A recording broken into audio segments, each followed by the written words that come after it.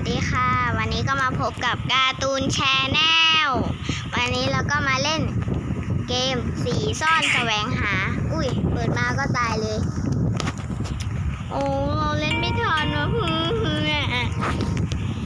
อันนั้นเราก็จะมาดูคนข้างล่างเล่นกันเลยนะคะมาพวกนี้ไอ้พวกขี้โกงเราจะมาดูใครดีนะเราจะมาดูละครตัวเราจะมาดูวิ่งคนนี้กันเลยนะคะ12 Y หรือ12 Y นะคะมีก้อนเล็กตรงนี้ไหม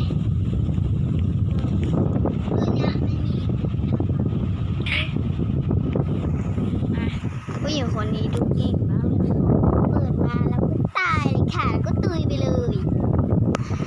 เขาจะหนีรอดแล้วเนี่ยสีขาวคือฆาตกรอยู่นู่นแต่เขาไม่เห็นนะคะชื่อเด็กฆาตกรวันนี้เล่นได้ประมาณ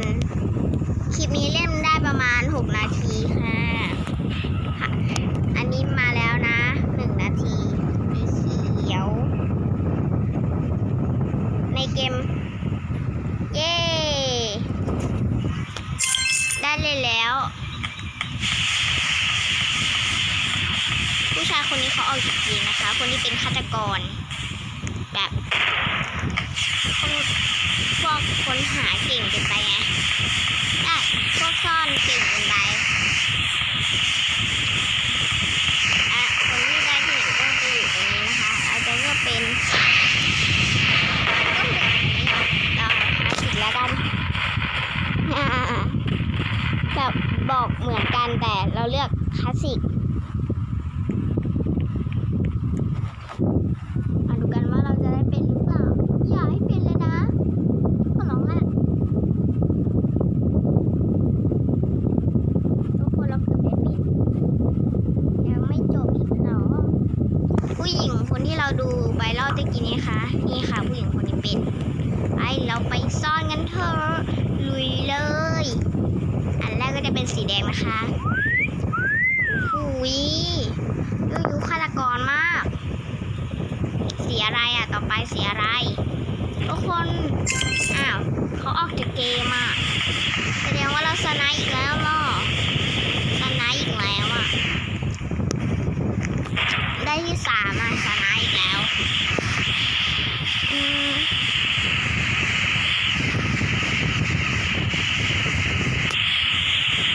กะว่าจะซื้อไข่ที่แพงที่สุด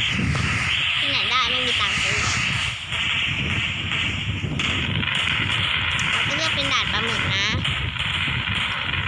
พวกเธอเราขอเล่นด้วยสิ5 นาทีเท่านั้นจ้าตอนนี้ผ่านไปแล้ว3 นาที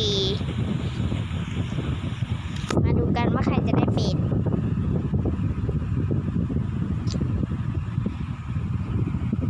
ลาลาลาลาลามาเราเอาตัวเกมเลือกคนละนะสีแรกก็ต้องเป็นสีขาวแล้วก็อยู่ตรงนี้ไปเลยสิคะตัวแม่สับเลย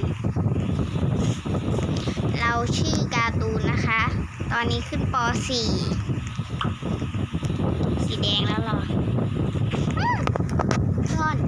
ตัวฆาตกรไม่เห็นหรอกฆาตกรอยู่นู่นนะมีเพื่อนตายแล้วมีเพื่อนตุยแล้วเจสมอลลี่ไปแล้ว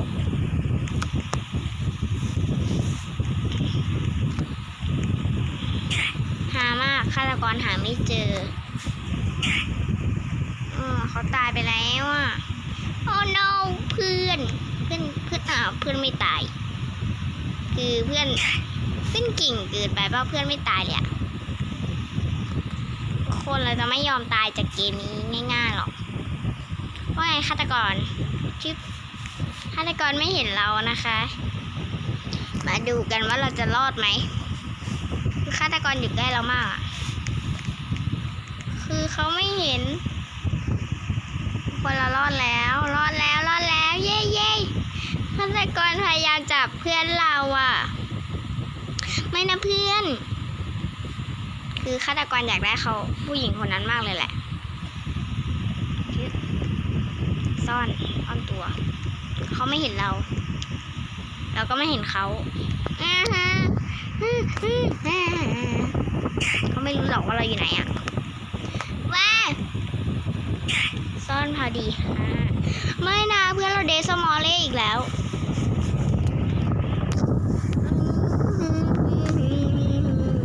แล้วเราอีกฝั่งหนึ่งนะชิบชิบต่อไปสีอะไรสีดำดมดมดมดำดำดำดำดำดำดำบานานะบานานะบาบานานะบานานะคือฆาตกรหาเราไม่เจอนะคะก็คนมันเนียนอ่ะเนาะโอ้โหคนข้างบนเครื่องเลยอ่ะนี่ค่ะแล้ว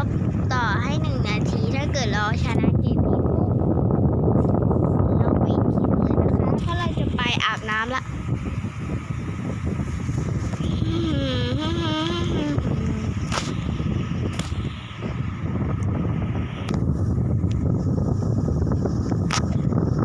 ทุกคนเราใกล้ชนะแล้วดีใจจัง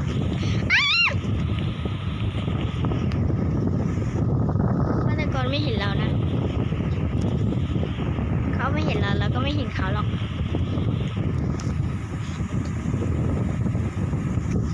คือตอนนี้เหลือยังไม่กี่คน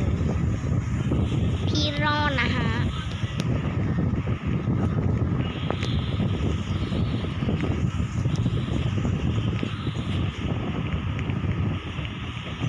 ฆาตกรคือสนใจแต่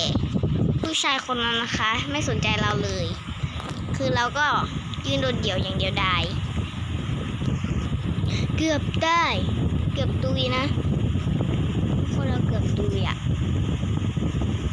ทุกคนเราจะชนะแล้วอีกแค่ไม่กี่นาทีเท่านั้น3 2 1สีแดง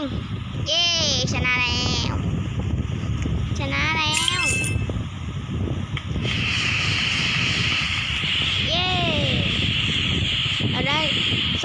240และได้ที่1และเกมนี้การ์ตูนแชนแนลก็ขอลาไปก่อนใครที่อยากเล่นเกมนี้ชื่อว่าสีซ่อนแสวงหาขอบคุณค่ะ